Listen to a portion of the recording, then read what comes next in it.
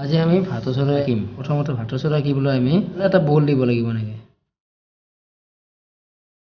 বলটোৰ পৰা আমি এনেকৈ এটা ভাঁজ দি দিলোঁ।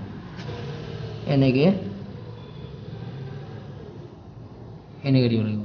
ঠিক আছে, তাৰ পৰা আমি এইখিনি এনেকৈ লগাই দিব লাগিব, হয়নে? এইখিনি বুজি পাইছে পুৰা? এইখিনিলৈকে আমাৰ গাটো হ'ল ভাতৰ চৰাৰ, হয় নহয়? সহজ পদ্ধতি শিকাইছোঁ। এইখিনি আমি লগাই দিলোঁ এনেকৈ হ'ল। এইখিনিৰ পৰা আমাৰ এইখিনি থাকিল।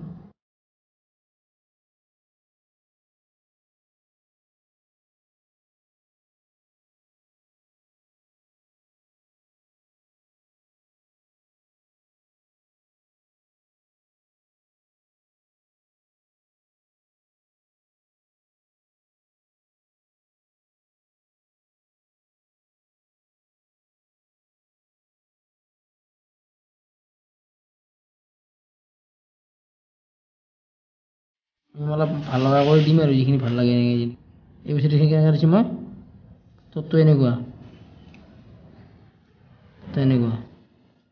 তলমুৱা হৈ আছে মানে, বুজি পাইছেনে? মোৰ দিলোঁ এনেকৈ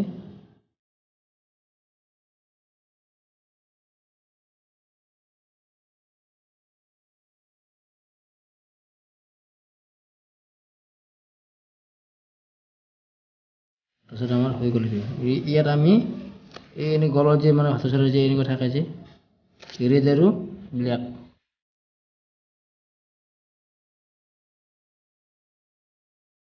এইখিনি আঁচবিলাক মুচি দিলোঁ।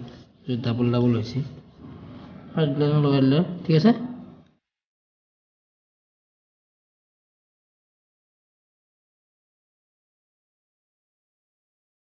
চিম্পুল ষ্টাইল ঠিক আছে, বুজি পাইছেনে? একদম সহজ।